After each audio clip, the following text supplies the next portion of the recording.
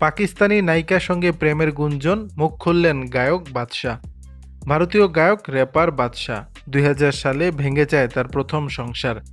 এরপর শোবিজ অঙ্গনের অনেকের সঙ্গে তার নাম জড়িয়েছে। গত বছরের শেষের দিকে গুঞ্জন চাউর হয় পাকিস্তানি অভিনেত্রী হানিয়া আমিরের সঙ্গে চুটিয়ে প্রেম করছেন এই শিল্পী। এ নিয়ে বেশ কিছুদিন চর্চা হওয়ার পর তাতে ভাটা পড়ে। কয়েকদিন আগে সংযুক্ত আরব আমিরাতে দুবাইয়ে ছিল বাদশার কনসার্ট। সেখানে হানিয়া আমিরকে জড়িয়ে ধরতে দেখা যায় বাদশাকে। সেই মুহূর্তের ছবি ও ভিডিও ছড়িয়ে পড়ে নেট দুনিয়ায়। তারপর বাদশা হানিয়ার প্রেমের চর্চা নতুন করে শুরু হয়। এ পরিস্থিতিতে পাকিস্তানি নায়িকার সঙ্গে সম্পর্কের রসায়ন নিয়ে মুখ খুলেছেন বাদশা। আজ তাককে দেওয়া সাক্ষাৎকারে হানিয়ার সঙ্গে সম্পর্কের ব্যাপারটি ব্যাখ্যা করেন বাদশা। গায়ক বলেন, হানিয়া আমার খুব ভালো বন্ধু, আমাদের মাঝে সুসম্পর্ক রয়েছে। দেখা হলে আমরা প্রচুর মজা করি, এ পর্যন্তই।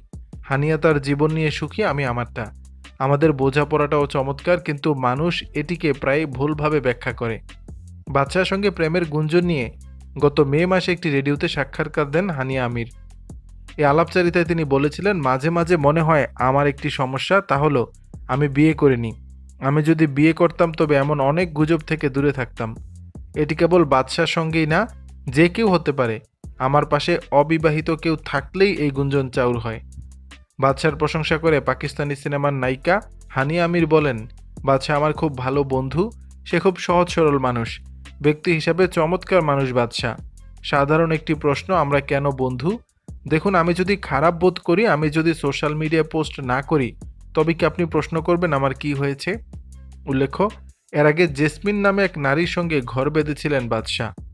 দর্শক, বিষয়টি নিয়ে আপনাদের মতামত জানাবেন নিচের কমেন্ট বক্স।